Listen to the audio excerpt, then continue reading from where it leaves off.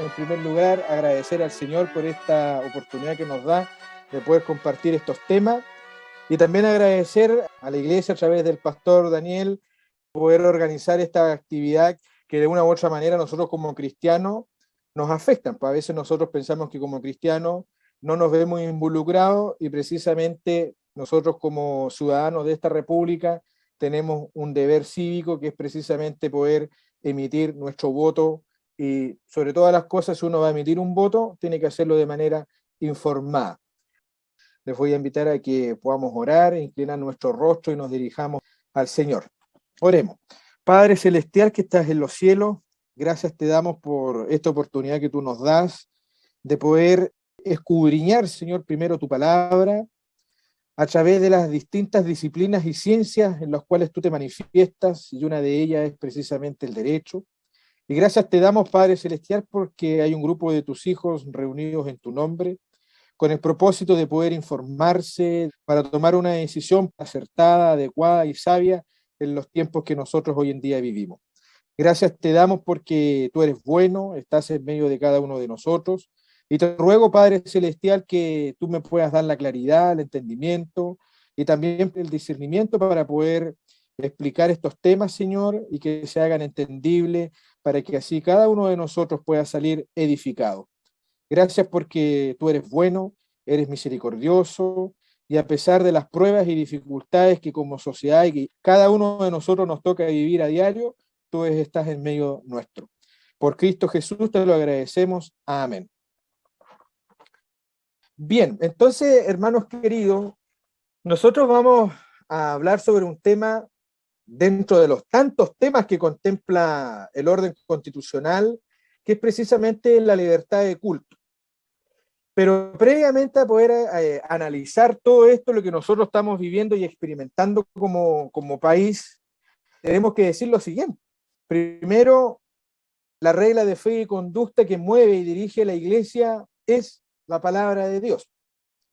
Y la palabra de Dios precisamente es la ley por los cuales los cristianos nos tenemos que regir y de una u otra manera obedecer sus preceptos y sus mandamientos que en ella se señala. Entonces, la palabra de Dios, a diferencia de lo que creen muchas personas, no es un libro anacrónico, no es un libro que ha quedado en el pasado, sino que es un libro que cada día va regulando muchas más conductas y que precisamente tiene mayor eficacia cada día que pasa. Por eso que en lo personal yo tengo dos grandes pasiones, que es estudiar la ley de Dios y también estudiar la ley del hombre. Ambas de una u otra manera se complementan porque cuando uno estudia el derecho no nace por sí solo, tiene ciertas fuentes, ciertas directrices en las cuales se construye y se crea. Aquí no hay nada nuevo, ya los romanos lo habían creado hace 2000 años atrás y los romanos crearon las instituciones que precisamente se crearon a través de una ley divina y dentro de los primeros 10 mandamientos, como lo vamos a ver a continuación. Y acá, hermanos míos, a lo mejor han ido a muchas charlas, porque este último tiempo ha sido un bombardeo de información más o menos abismante, pero acá, en lo personal, en primer lugar, vengo como hijo de Dios, vengo como cristiano a hablar este tema y vengo como abogado, vengo como cristiano abogado, no vengo como abogado cristiano, no sé si se entiende, porque primero soy hijo de Dios y posteriormente vengo como abogado. Y en ese sentido, yo no pertenezco a ningún partido político, ninguna agrupación, por lo tanto, lo que yo le voy a transmitir, lo que yo le voy a dar a conocer, es una interpretación jurídica y también una interpretación teológica, por así decirlo. La palabra del Señor, ustedes muy bien saben que en Tesalonicense, cuando el apóstol Pablo le escribe a Timoteo, dice que los últimos tiempos serán tiempos peligrosos. Cuando nosotros hablamos de los tiempos peligrosos y hablamos también de la apostasía de la fe, normalmente las circunscribimos al interior de la iglesia. Cuando hablamos de apostasía estamos hablando del decaimiento de la verdad, del decaimiento de los valores o principios. ¿Y estamos en tiempos peligrosos? Sí, estamos en tiempos muy peligrosos.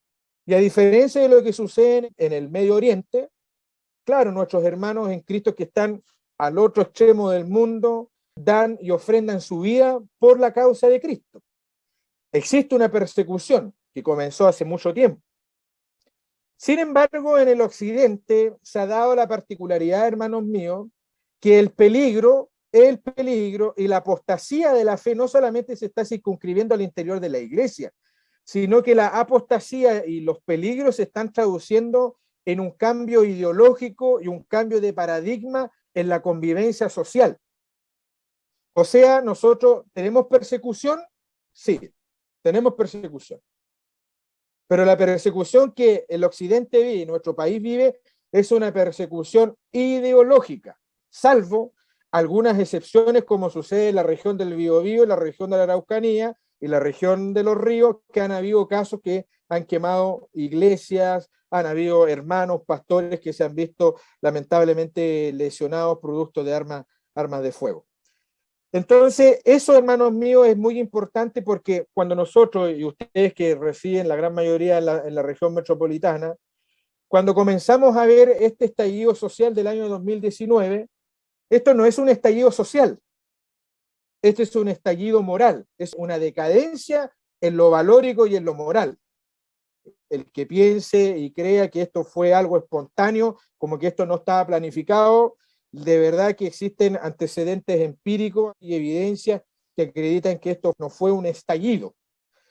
Entonces, hermanos míos, ¿por qué hago este hincapié previo a poder introducirnos en el tema? Porque hay que entender que esto comienza antes del año 2019.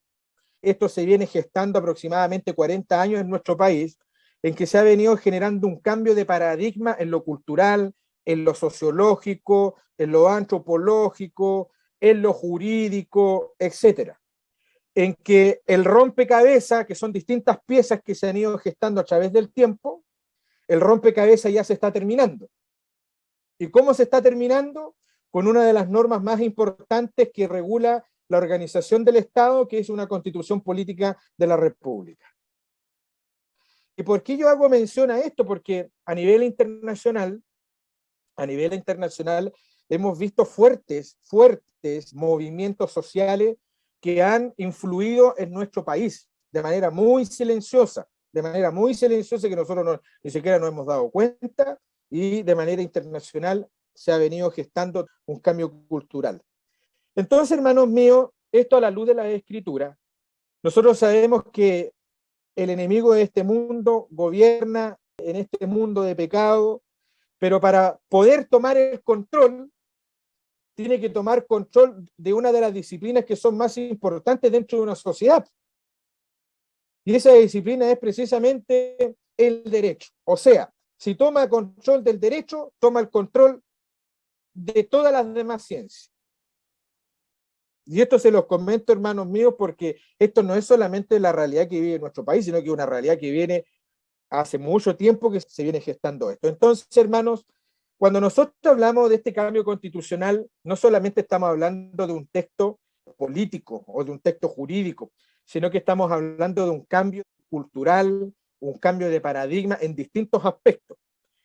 Es complejo el escenario porque cuando tuvimos que votar, si queríamos o no una nueva constitución y la forma como esto se iba a llevar a cabo, más o menos el 80% dijo sí, nosotros queremos una nueva constitución.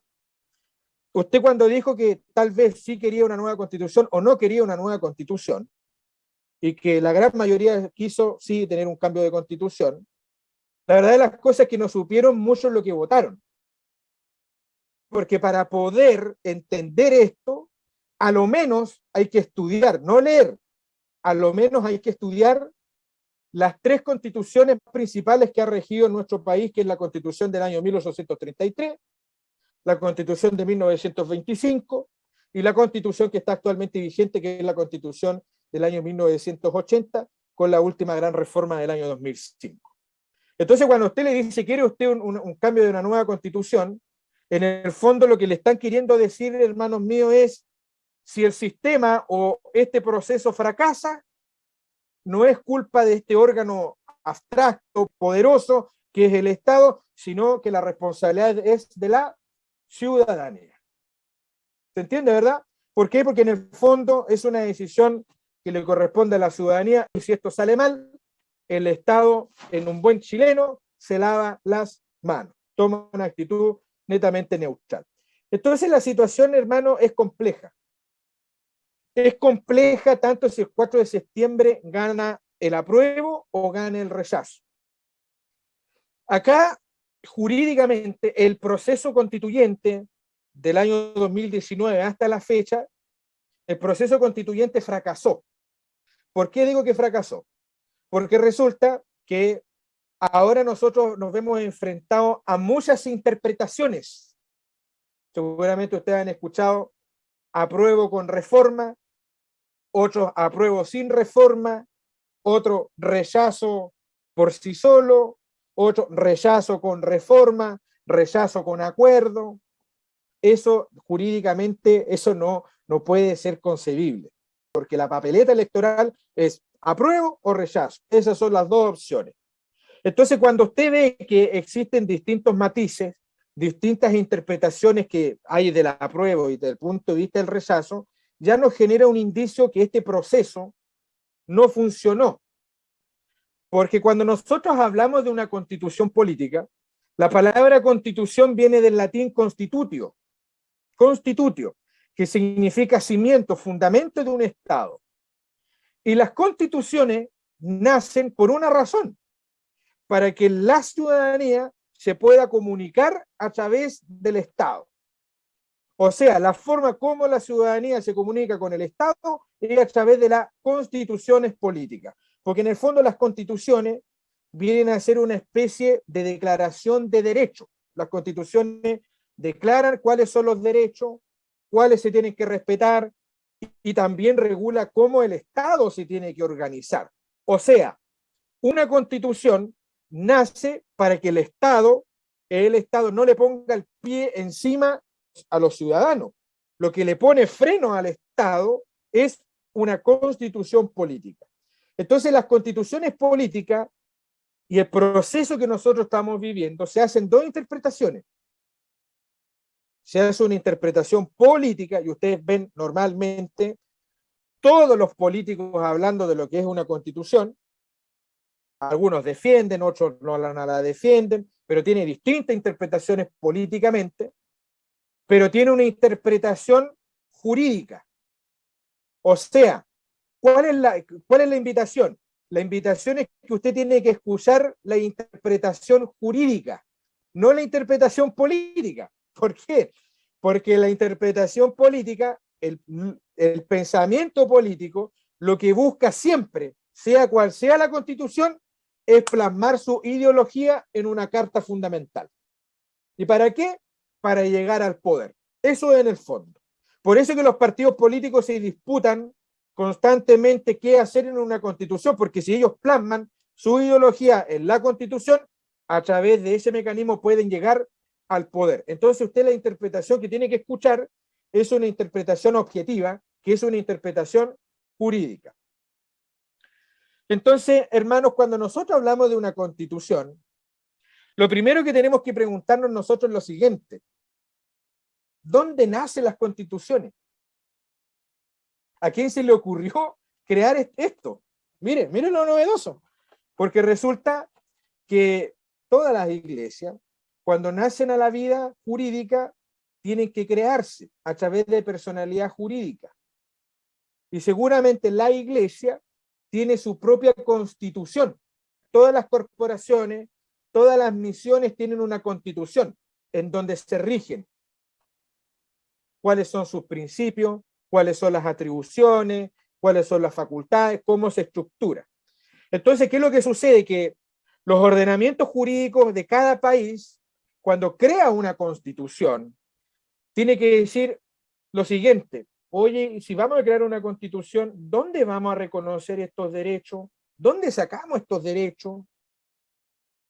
Entonces, esto es novedoso, porque cuando nosotros hablamos de esto, tenemos que ver cuál es la fuente de las constituciones. Es decir, de dónde saca este reconocimiento de derecho. Aquí ya encontramos algunas diferencias entre lo que es la constitución que actualmente nos rige, que es la constitución de 1980, con el proyecto de nueva constitución. De hecho, el primer enfrentamiento, si nosotros lo queremos ver así, es que el capítulo 1 del proyecto de nueva constitución habla de principios y disposiciones generales. Y la constitución del 80, en su primer capítulo, habla y dice bases de la institucionalidad. Entonces, ¿dónde está el primer round de una constitución y otra? Bases de la institucionalidad versus principios generales o principios, disposiciones generales. Y lo más importante de una constitución es siempre el primer capítulo, siempre. El primer capítulo de la actual constitución que nos rige dice bases de la institucionalidad. Lo que está queriendo decir que estas son las bases donde se va a estructurar todas las instituciones del Estado. Todas las instituciones del Estado. Pero para eso, para saber cuáles son las bases, el constituyente del año 1980 dijo, pero tenemos que acudir a ciertas fuentes para poder crear, reconocer y declarar ciertos derechos. Les voy a colocar un ejemplo. Ustedes saben que en el libro de Éxodo y en el libro de Deuteronomio encontramos los 10 mandamientos. Y el mandamiento, no matarás. Esto es hermoso poder analizarlo, ¿eh? Porque cuando la palabra del Señor dice en el Antiguo Testamento, no matarás, ¿qué es lo que está protegiendo Dios? Está protegiendo la vida. O sea, Dios establece un bien jurídico y ese bien jurídico es la vida. Ahora, ¿qué hacen los ordenamientos jurídicos, los textos positivos? Por ejemplo, una constitución. Ellos dicen, claro, el cristianismo, que es una fuente principal de los derechos humanos, el primer derecho humano más fundamental y más importante de todos, ¿cuál es? La vida, porque de hecho la Biblia así lo dice. Aquí podemos hacer un ejercicio siendo cristianos o no cristianos. Si yo les dijera a ustedes, siendo cristiano, matar es bueno o es malo, ¿qué me van a decir ustedes de manera inmediata? Que matar es malo. ¿Y cómo sabe usted que matar es malo? Ah, porque claro, lo que pasa es que la Biblia así lo dice. Dios así lo dice, que matar es malo. Pero saquémonos un par de segundos para efectos pedagógicos. No seamos cristianos. Y pensemos en la misma pregunta. ¿Matar es bueno o matar es malo? Usted a la persona que le pregunte, sea cristiano o no cristiano, le va a decir, no, pues si matar es malo. ¿Cómo va a ser bueno matar? ¿Por qué? Porque la ley racional, la ley del hombre que Dios nos ha dotado de razón, la misma razón del ser humano nos dice que matar es malo.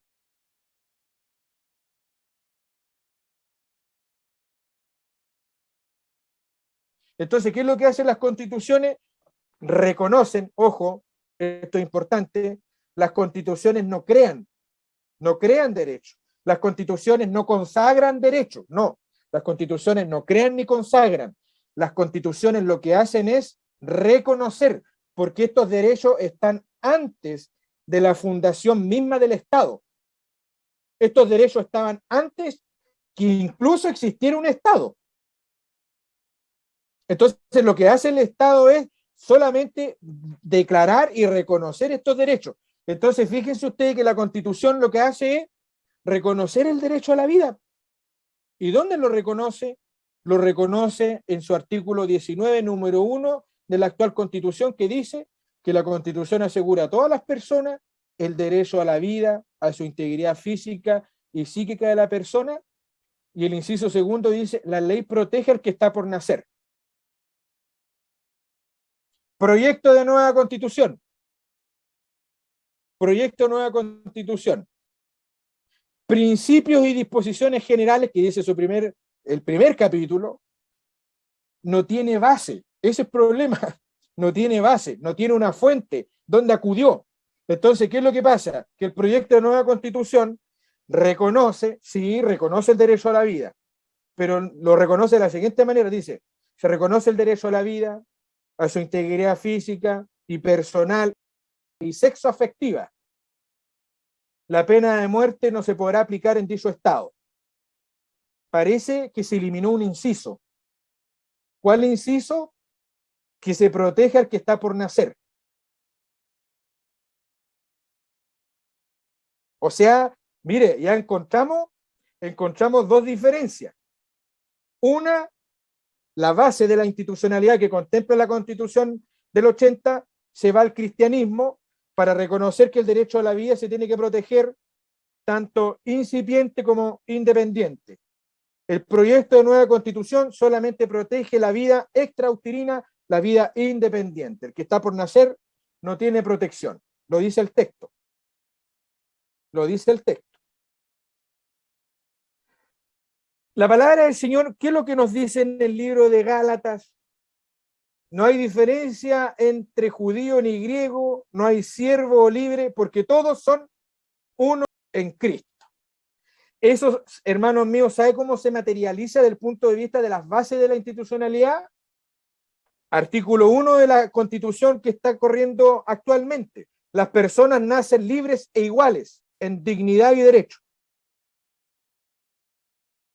O sea, no hay ninguna diferencia entre ninguno de los habitantes de la República de Chile. Y eso lo ratifica el artículo 19, número 2, que dice la igualdad ante la ley. En Chile no hay personas ni grupos privilegiados. Lo mismo que dice la palabra del Señor. No hay ninguna diferencia entre judío ni griego. O sea, cuando la palabra de Dios nos dice que no hay ninguna diferencia entre judío ni griego, ¿qué es lo que está estableciendo? Igualdad. ¿O no? Igualdad. Igualdad ante la ley. Vamos con el segundo round. El proyecto de nueva Constitución dice lo siguiente. Dice que en Chile existen naciones preexistentes y el Estado tendrá especial protección para los pueblos originarios, quienes podrán autoestructurarse, autogobernarse y tener su propia nación y su propio gobierno. En Chile se respeta y se protege y se regula todo lo que dice relación con la diversidad sexual y sexogenérica. Y todos aquellos que profesen una igualdad de género.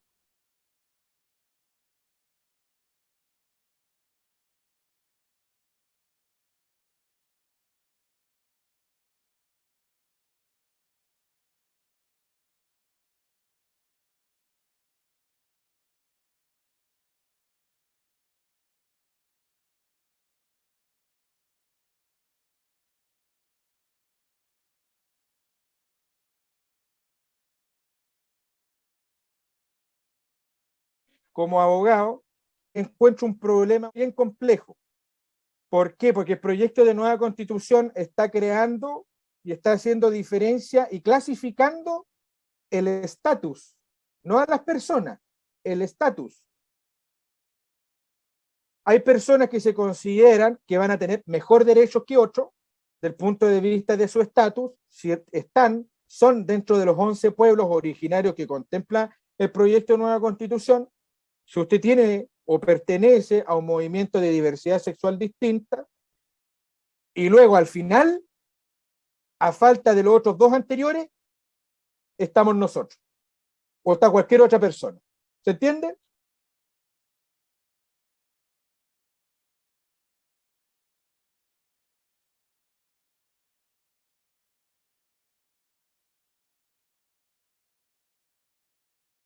O sea, ¿qué es lo que se está transgrediendo? Se está transgrediendo la igualdad ante la ley. Se está transgrediendo la igualdad ante la ley. ¿Por qué? Porque no va a haber una igualdad de carácter aritmética en que todos nos veamos de manera horizontal. O sea, mire, en palabras simples, lo que hace una constitución es que usted se mire con el vecino, que se mire con otro ciudadano de igual manera. Bueno, la ley busca eso, igualdad, una igualdad aritmética desde el punto de vista horizontal. Pero este proyecto de nueva constitución establece una igualdad muy similar a lo que sucede con los electrocardiogramas. ¿Han visto los electrocardiogramas o no? Sube, baja. Entonces van a haber ciudadanos que están arriba, otros van a estar abajo. Otros van a ver arriba, otros van a estar abajo. Y eso va a depender precisamente del Estado.